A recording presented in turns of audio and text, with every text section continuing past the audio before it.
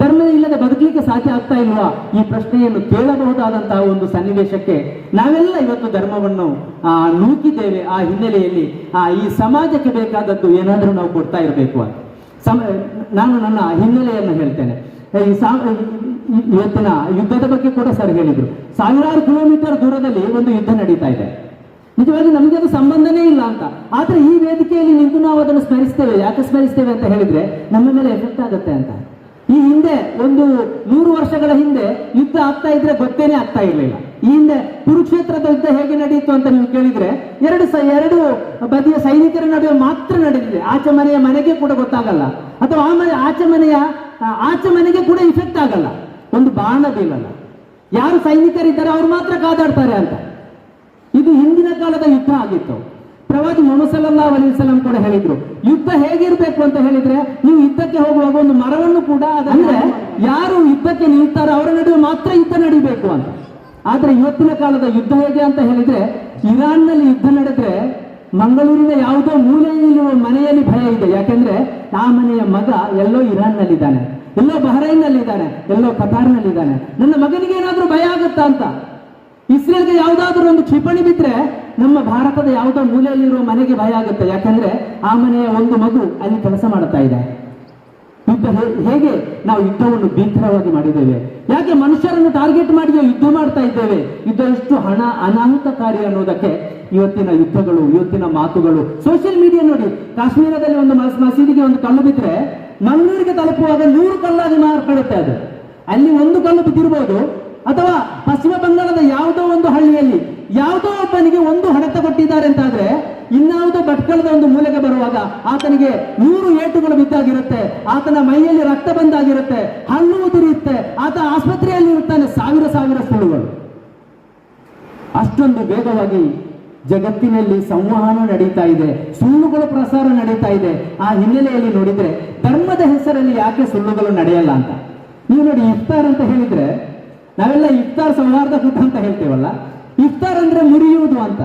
ನೀವೆಲ್ಲರೂ ಮುರಿಯುವುದಕ್ಕಾಗಿ ಕೂತ್ಕೊಂಡಿದ್ದೀರಿ ಅಂತ ಹೇಳಿದ್ರೆ ಹೇಗಾಗ್ಬೋದು ಹೇಳಿ? ಏನನ್ನು ಮುರಿತೀರಿ? ಸಂಬಂಧವನ್ನು ಮುರಿತೀರಾ? ಯಾವುದನ್ನು ಮುರಿತೀರಿ ಅಂತ.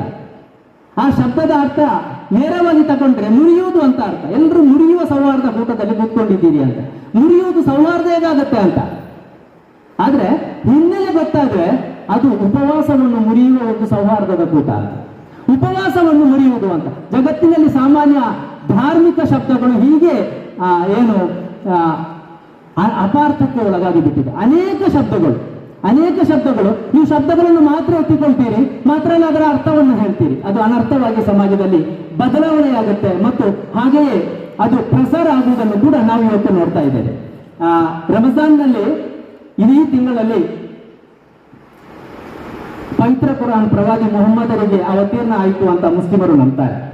ಪ್ರವಾದಿ ಮುಹಮ್ಮದರು 23 ಮಕ್ಕಾ ಮತ್ತು ಮದೀನಾದಲ್ಲಿ ಬದುಕಿದ್ರು. ಈ 9ನೇ ತಿಂಗಳು ಯಾಕೆ ಸುಡಬೇಕು ಅಂತ, ಯಾಕೆ ಸುಡುವುದು ಅನ್ನೋ ತಿಂಗಳಲ್ಲಿ ಉಪವಾಸ ಬಂದಿದೆ? ಏನು ಅದರ ಹಿನ್ನೆಲೆ? ಸುಡುವುದು ಅಂತ ಹೇಳಿದ್ರೆ ಈ ಒಂದು ತಿಂಗಳಲ್ಲಿ ನೀವು ನಿಮ್ಮೊಳಗಿನ ಎಲ್ಲ ಕೆಡುಕುಗಳನ್ನು ಸುಟ್ಟುಕೊಳ್ಬೇಕು ಅಂತ. ನಿಮ್ಮೊಳಗೆ ನೀವು ನಿಮ್ಮ ಕೆಡುಕುಗಳನ್ನು ಸುಟ್ಟುಕೊಂಡು ನೀವು ಪ್ಯೂರಿಫೈ ಆಗಬೇಕು ಅಂತ. ನಿಮ್ಮೊಳಗೆ ನೀವು ಅದನ್ನು ಸುಟ್ಟುಕೊಳ್ಬೇಕು. ನಿಮ್ಮಲ್ಲಿ ವಂಚನೆ ಮಾಡುವ ಸ್ವಭಾವ ಇದ್ರೆ ಇದು ಉಪವಾಸಗಾರರಿಗೆ ಮಾತ್ರ ಯೋಚನೆ ಮಾಡುವ ಕೆಡುಕು ಇದೆ. ನಿಮ್ಮಲ್ಲಿ ಕೋಮವಾದ ಇದೆ. ನಿಮ್ಮಲ್ಲಿ ಇರುವಂತಹ ಎಲ್ಲ ಸಮಾಜದಲ್ಲಿ ಏನೆಲ್ಲ ಕೆಡುಕುಗಳಿವೆ ಆ ಎಲ್ಲ ಕೆಡುಕುಗಳನ್ನು ಈ ಒಂದು ತಿಂಗಳಲ್ಲಿ ನೀವು ಸುಟ್ಟುಕೊಳ್ಬೇಕು ಅಂತ. ಸುಟ್ಟುಕೊಂಡು ಪ್ಯೂರಿಫೈ ಆಗಬೇಕು. ಹೀಗೆ ಪ್ಯೂರಿಫೈ ಆಗುವುದಕ್ಕೆ 1 ತಿಂಗಳು ತರಬೇತಿ ಅಂತ. ಇದಕ್ಕೆ ಇನ್ನೊಂದು ಪ್ರಶ್ನೆಯನ್ನು ನೀವು ಕೇಳಬಹುದು. ನೀವು ಸುಟ್ಟುಕೊಳ್ಳೋದಕ್ಕೆ, ನಿಮ್ಮಲ್ಲಿರುವ ಎಲ್ಲ ಕೆಡುಕುಗಳನ್ನು ಸುಟ್ಟುಕೊಂಡು ಪ್ಯೂರಿಫೈ ಆಗುವುದಕ್ಕೆ ಉಪವಾಸ ಯಾಕೆ ಅಂತ. ಉಪವಾಸ ಇಲ್ಲದೆ ನಿಮಗೆ ಪ್ಯೂರಿಫೈ ಆಗೋದಕ್ಕೆ ಸಾಧ್ಯ ಇಲ್ವಾ? ಅದಕ್ಕೆ 13 ಗಂಟೆಗಳ ಕಾಲ ಅನ್ನ ತಿನ್ನದೆ, ನೀರು ಕುಡಿಯದೆ ಯಾಕೆ ಹೀಗೆ ಬದುಕ್ತೀರಿ? ಅದನ್ನು ಬಿಟ್ಕೊಂಡು ಸುಟ್ಕೊಳ್ಬಹುದಲ್ಲ ಅನ್ನುವ ಪ್ರಶ್ನೆ ಕೂಡ ಕೇಳಬಹುದು. ನಿಜವಾಗಿ ನಾನು ಗ್ರಹಿಸ್ತಾ ಇರೋದು ಅದೊಂದು ಸಿಲೆಬಸ್ನ ಹಾಗೆ ಅಂತ ನಾನು ಭಾವಿಸ್ತೇನೆ. ನಿಮಗೊಂದು ಪರೀಕ್ಷೆ, ಈ ಪರೀಕ್ಷೆಗೆ ಒಂದು ಸಿಲೆಬಸ್ ಇದೆ. ಈ ಸಿಲೆಬಸ್ ನಂತೆ ನೀವು ಬದುಕಬೇಕು. ಆ ಮುಖಾಂತರ ಆ ಪರೀಕ್ಷೆಗೆ ನೀವು ತಯಾರು ನಡೆಸಬೇಕು. ಆ ಪರೀಕ್ಷೆಯಲ್ಲಿ ನೀವು ಗೆಲ್ಲಬೇಕು. 1 ತಿಂಗಳು ಹಾಗೆ 1 ತಿಂಗಳಲ್ಲಿ ನೀವು ಆ ಪರೀಕ್ಷೆಗೆ ಸಿದ್ಧವಾಗಿ ನಿಮ್ಮನ್ನು ಸುಟ್ಕೊಂಡು ಪ್ಯೂರಿಫೈ ಆಗ್ತಾನೆ ಇರಬೇಕು. ಆ 1 ತಿಂಗಳಲ್ಲಿ ನೀವು ಹೊರಬರಬೇಕು. ಆ ಹೊರಗೆ ಬರುವುದು ಯಾವಾಗ ಅಂತ ಹೇಳಿದ್ರೆ ಈಗ. ಹೀಗೆ ನೀವು ಸುಟ್ಕೊಳ್ಬೇಕು. ಈಗ ಇನ್ನೊಂದು ಪ್ರಶ್ನೆ ಕೂಡ ಇರುತ್ತೆ, ಅದೇನಂತ ಹೇಳಿದ್ರೆ 1 ತಿಂಗಳಾದ ಬಳಿಕ ಮುಸ್ಲಿಮರೆಲ್ಲ ಪ್ಯೂರಿಫೈ ಆಗ್ತಾರ ಅಂತ. ಈ 1 ತಿಂಗಳ ಬಳಿಕ ಅವರು ಸುಳ್ಳು ಹೇಳೋದಿಲ್ಲ, 1 ತಿಂಗಳ ಬಳಿಕ ಅವರು ವಂಚನೆ ಮಾಡಲ್ಲ, 1 ತಿಂಗಳ ಬಳಿಕ ಅವರಲ್ಲಿ ಕೋಮುವಾದ ಇರಲ್ಲ, 1 ತಿಂಗಳ ಬಳಿಕ ಅವರಲ್ಲಿ ಭ್ರಷ್ಟಾಚಾರ ಇರಲ್ಲ.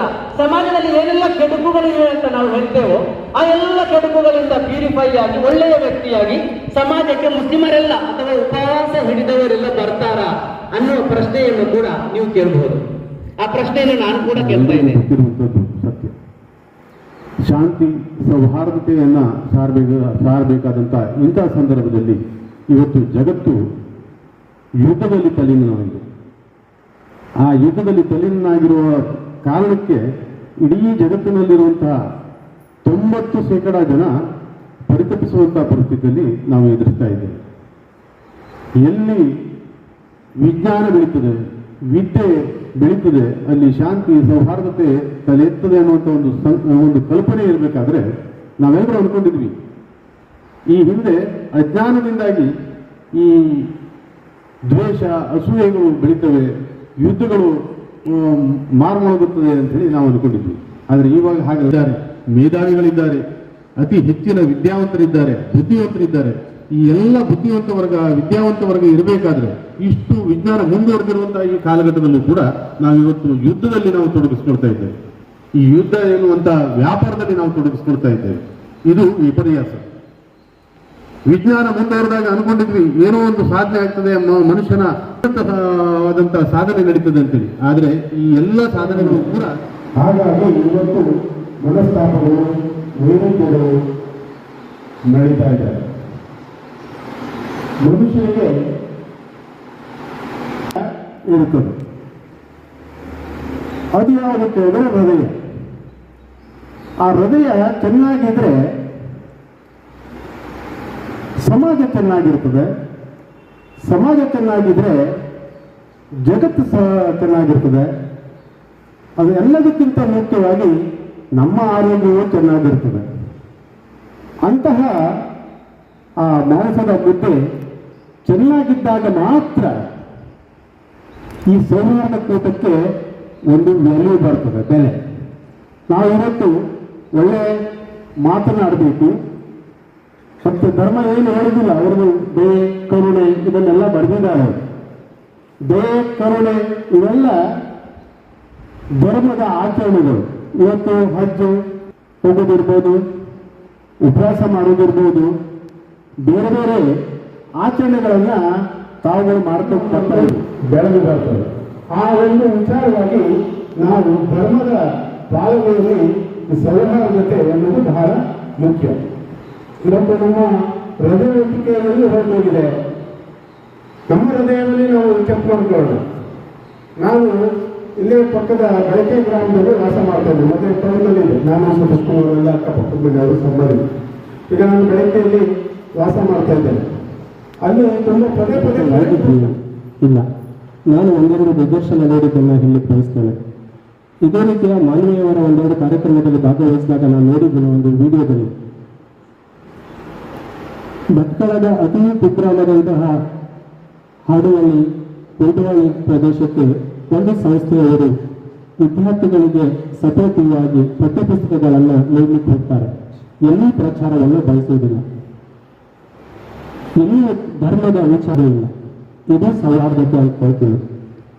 ರಸ್ತೆಯಲ್ಲಿ ಅಚಾತುರ್ಯದಿಂದ ಒಂದು ಆಕ್ಸಿಡೆಂಟ್ ಆಗ್ತದೆ, ಉಚಿತವಾಗಿ ಆಂಬ್ಯುಲೆನ್ಸ್ ಕೊಡ್ತಾರೆ, ತಕ್ಷಣದಲ್ಲಿ ಅವರಿಗೆ ಆಸ್ಪತ್ರೆಗೆ ಸೇರಿಸ್ತಾರೆ. ಪ್ರಾಯಶಃ ಇದಕ್ಕಿಂತ ದೊಡ್ಡ ಸೌಹಾರ್ದತೆ ಯಾವುದೂ ಇಲ್ಲ ಅನ್ಕೋತೀವಿ. ನಾವು ಇವತ್ತು ಒಟ್ಟಿಗೆ ಸೇರಿ ಊಟ ಮಾಡಿರ್ಬೋದು ಅಥವಾ ಟಿಫನ್ ಮಾಡಿರ್ಬೋದು, ಅದು ಬಹಳ ಮುಖ್ಯವಲ್ಲ. ಅಂತಹ ನಿದರ್ಶನಗಳು ನಮ್ಮ ಕಣ್ಣೆದುರಿಗೆ ಕಾಣಲಿಕ್ಕೆ ಬರ್ತದೆ. ಸಹಜವಾಗಿ ಭಟ್ಕಳ ಅಂದ ತಕ್ಷಣ ಭಟ್ಕಳದಿಂದ ಹೊರಗಡೆ ಇದ್ದವರಿಗೆ ಅಲ್ಲಿ ಏನೋ ಇದೆ, ಬೇಡಪ್ಪ ಅಲ್ಲಿ ಸರ್ವಿಸ್ ಮಾಡೋದು ಬೇಡ, ಅಲ್ಲಿ ಹೋಗೋದು ಬೇಡ ಅನ್ನೋ ವಾತಾವರಣ ಎಂದೂ ಸಹ ಇದೆ. ಆದರೆ ಇಂತಹ ಕಾರ್ಯಕ್ರಮ ಔಚಿತ್ಯಪೂರ್ಣವಾಗಿ ನಡೆದಾಗ, ಇನ್ನಷ್ಟು ನಡೆದಾಗ, ಅರ್ಥಪೂರ್ಣವಾಗಿ ನಡೆದಾಗ, ಇಂತಹ ಕಾರ್ಯಕ್ರಮದಲ್ಲಿ ಮತ್ತಷ್ಟು ಸಹೋದರರು ಭಾಗವಹಿಸಿದಾಗ ಅದರ ಪ್ರಚಾರ ಆಗಬೇಕು. ಇಲ್ಲ, ನಾವು ಭಟ್ಕಳದಲ್ಲಿ ಸೌಹಾರ್ದಯುತವಾಗಿ ಸಹೋದರ ಭಾವದಿಂದ